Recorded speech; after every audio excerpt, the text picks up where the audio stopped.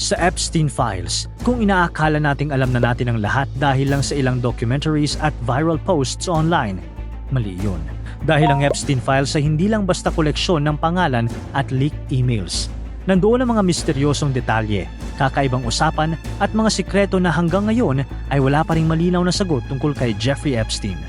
Mula sa misteryosong templo sa kanyang private island na hindi malaman ng publiko kung para saan, hanggang sa koneksyon niya sa ilan sa pinakamakapangyarihang tao sa mundo, kabilang ang British royal family at iba pang world leaders. At mas nakakagulat, lumalabas din sa ilang reports ang kakaibang obsession ni Epstein sa genetics, designer babies at maging sa ideya ng immortality o pagpapahaba ng buhay. Kaya ngayon, isa-isahin pa natin ang ilan sa mga pinaka-kontrobersyal na laman ng Epstein Files at baka mas mapalapit tayo sa sagot sa tanong na hanggang ngayon ay nananatiling mystery. File number 18, Explicit Favor. Sa ilang reports patungkol sa Epstein Files, makikita kung paano madalas humingi si Epstein ng explicit photos at videos mula sa iba't ibang mga babae. Sa messages, makikitang kinakabahan at hindi komportable ang ilan sa mga ito habang ipinapaliwanag ang kanilang takot at pag-aalinlangan sa mga hinihingi ni Epstein. File number 19, Designer Baby. Hindi lang pera at kapangyarihan ang pinagkakaabalahan ni Epstein. Masyado rin daw siyang interesado sa genetics at sa ideya ng transhumanism, ang paniniwalang pwedeng i-modify ang tao gamit ang science sa genetic engineering. Sa ilang emails na lumabas sa reports, pinag-uusapan umano ni Epstein at ilang scientists ang posibilidad ng pagpopondo sa research para baguhin ang embryos at makalikha ng mga batang may more desirable traits.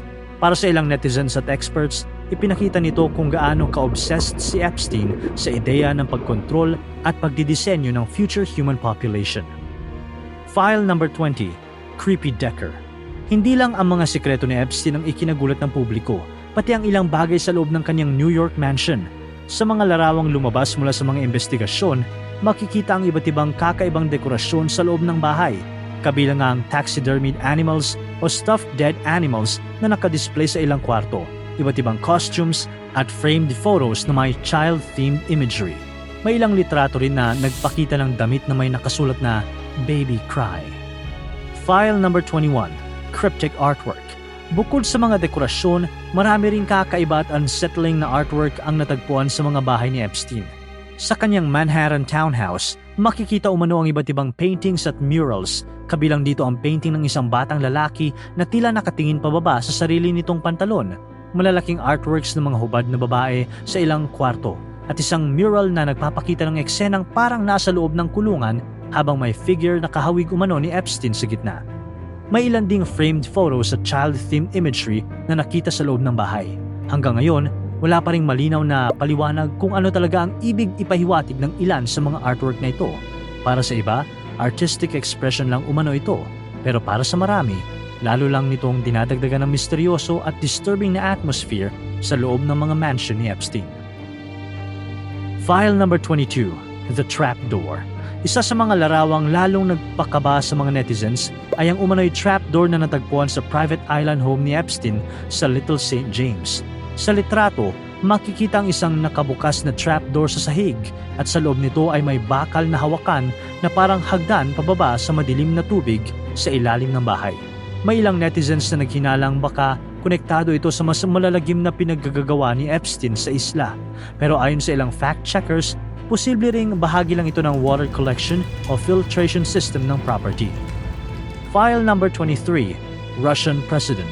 Isa sa mga world leaders na paulit-ulit na nababanggit sa Epstein Files ay si Vladimir Putin.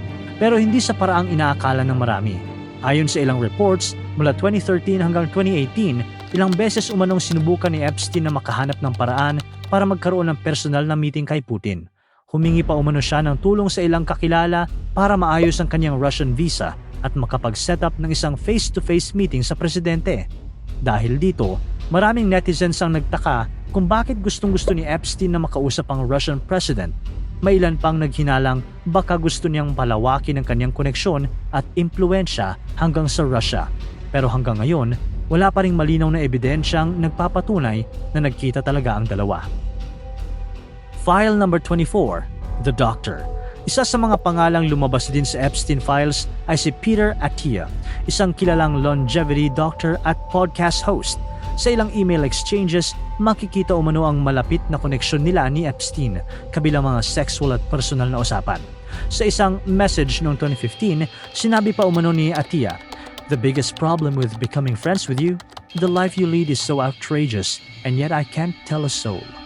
Sa iba pang emails, sinabi rin umano ni Atiyah na madalas silang magkausap at magkita ni Epstein, kaya naninibago siya kapag matagal silang walang communication.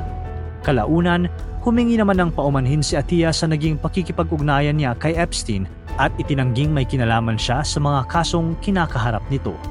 Para sa maraming netizens, pinakita ng mga emails kung gaano kalapit si Epstein sa ilang kilalang personalidad kahit matapos na siyang makonvict noong 2008. File number 25, The World Leaders. Habang mas lumalabas ang mga emails ni Epstein, mas lalong nakikita ng publiko kung gaano kalawak ang network niya, mula celebrities at scientists hanggang sa mga taong malapit sa politika at kapangyarihan. Sa ilang email exchanges kasama ang businessmen, kaibigan at associates, madalas umanong ipinagmamalaki ni Epstein ang kanyang koneksyon sa media, tech at world politics. Sa isang usapan pa noong 2018, kasama ang dating White House strategist na si Steve Bannon, sinabi umano ni Epstein, "There are many leaders of countries we can organize for you to have one-on-ones." Para sa maraming netizens, ipinapakita nito kung gaano kadali para kay Epstein na makalapit at makipag-ugnayan sa mga makapangyarihang tao sa mundo, at iyon ang isa sa mga nakakatakot na kaya niyang gawin. File number 26, Collector of People. Isa sa mga world leaders na naiugnay rin kay Epstein ay ang dating Prime Minister ng Israel na si Ehud Barak. Sa reports, makikita umano na regular na nagkikita at nag-uusap sina Barak at Epstein sa pamamagitan ng dinners, meetings at phone calls. Pero ang mas nakatawag ng pansin ng mga netizens ang isang birthday letter para sa ika-63 kaarawan ni Epstein kung saan inilarawan siya ni Barak at ng asawa nito bilang isang collector of people. Pinuri rin nila umano ang curiosity ni Epstein at ang kakayahan nitong know everything about everyone. Kaya para sa ilan, simpleng papuri lang ito, pero para sa iba, naging mas nakakakilabot ang mga salitang iyon matapos mabunyag ang lawak ng koneksyon at mga sikreto ni Epstein. File number 27, Woody Allen. Isa sa mga celebrity names na paulit-ulit na lumabas sa mga Epstein files ay si Woody Allen, ang award-winning director na gumawa ng mga pelikulang tulad ng Annie Hall at Midnight in Paris. Sa ilang bagong emails at records na inilabas ng US Department of Justice, lumitaw na humigit kumulang 7,000 beses umanong nabanggit ang pangalan ni Allen sa iba't ibang communications, schedules at files na konektado kay Epstein at ng mga associate nito. May reports din na halos 100 social meetings umano ang nakaschedule sa pagitan ni Allen, asawa niyang si Soon-Yi Previn at ni Epstein mula 2014 hanggang 2019. Sa isang email noong 2012, may nagtanong umano kay Epstein kung nasaan siya. Ang sagot niya raw, Paris with Woody Allen. Pagkatapos nito, nagbiro umano ang kausap niya kung pupunta raw ba sila sa isang Lee Pedophile Convention. Sumagot naman umano si Epstein ng isa pang dark joke, pero hindi na malinaw ang buong konteksto ng usapan. Dahil dito, mabilis kumalat online ang iba't ibang haka-haka tungkol sa relasyon ni Allen at Epstein. Para sa ilan, lalo lang naging kontrobersyal ang pangalan ni Allen dahil noon pa man ay nahaharap na siya sa sexual abuse allegations mula sa adopted daughter niyang si Dylan Farrow, mga aligasyong itinanggi niya at hindi nauwi sa criminal charges. Sa ngayon, walang opisyal na kaso o ebidensyang nagpapatunay na sangkot si Woody Allen sa sex trafficking o mga krimen ni Epstein. File number 28, No Emotions.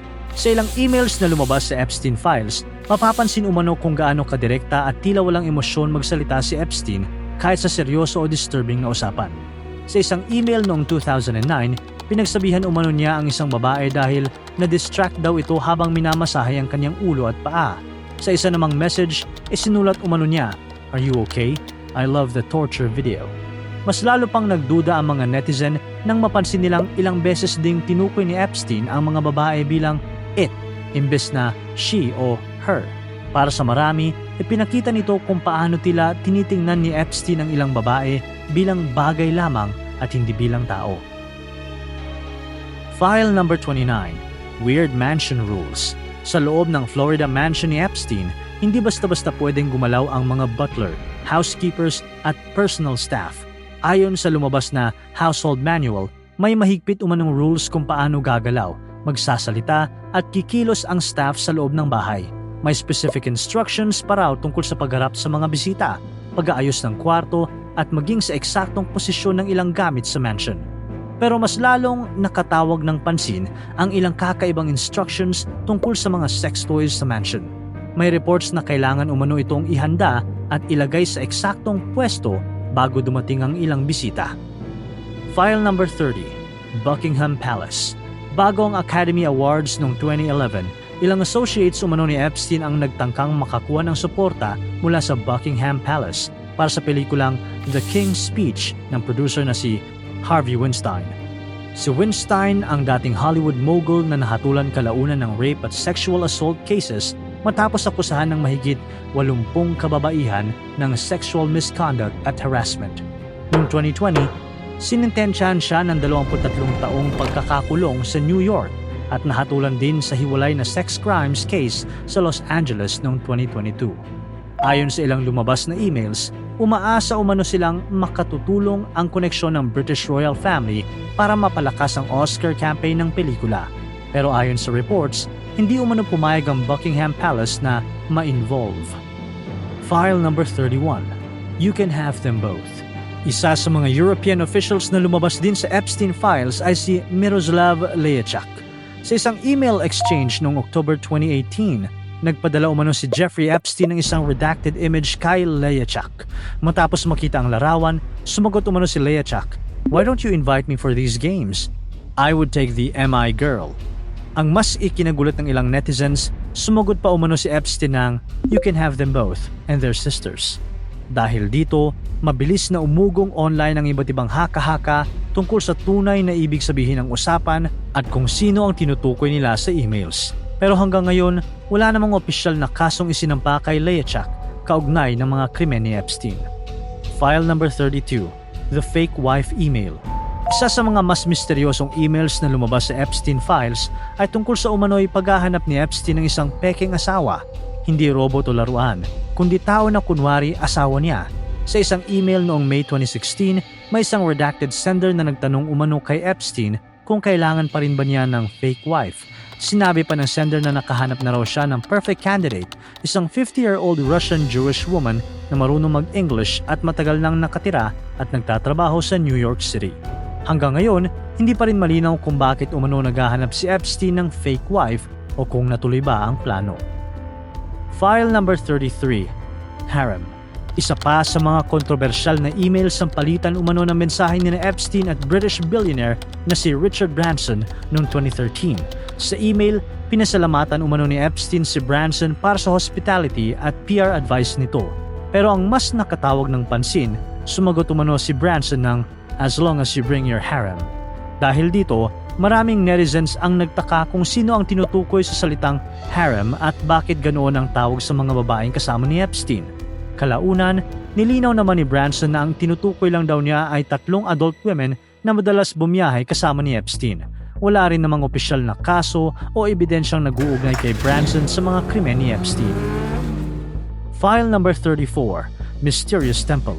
Sa pinakamataas na bahagi ng private island ni Jeffrey Epstein, may isang kakaibang building na matagal nang palaisipan sa marami.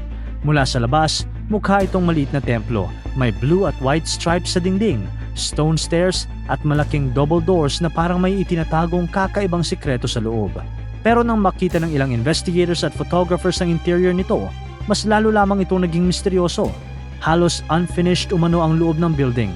May mga kutsyon pang balot sa dilaw na plastic, kahoy na nakakalat sa sahig, at kakaibang mural sa kisame na nagpapakita ng zodiac signs.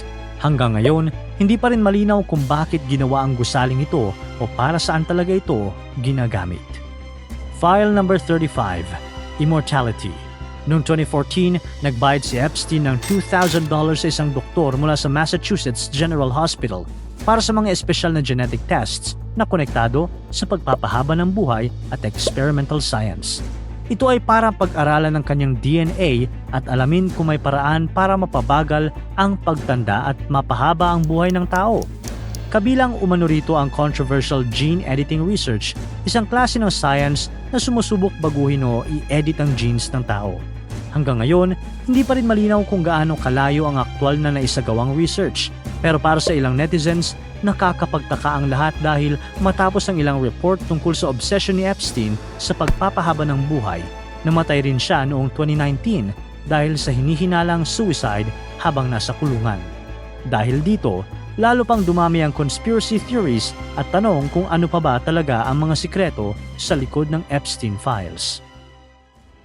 Sa dami ng misteryo, koneksyon at kontrobersyang iniwan ni Jeffrey Epstein, may isang tanong na hanggang ngayon ay hindi mawala sa isip ng maraming netizens. Talaga nga bang namatay na ang pamosong sex offender? O may mas malalim pang sikreto sa likod ng kanyang biglaang pagkamatay noong 2019? Para tuloy-tuloy ang saya at kwentuhan, huwag kalimutan mag-subscribe sa Bubbly YouTube channel at pindutin ang notification bell.